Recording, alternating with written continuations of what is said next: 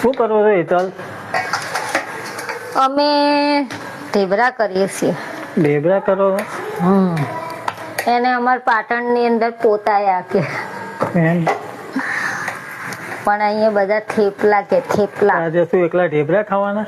મેથીના કઢી બડી બનાવવાની કે નહીં? થેપલામાં વળી કઢી ખવાતી તો હોય? શું ખાવાનું જોડે?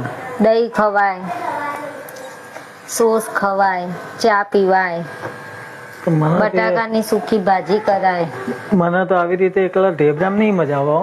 બપોરનું શાક પડ્યું ચટણી કરી હે ને છે કરી? હા સારું. લીલા મરચાની ને કોથમીરની.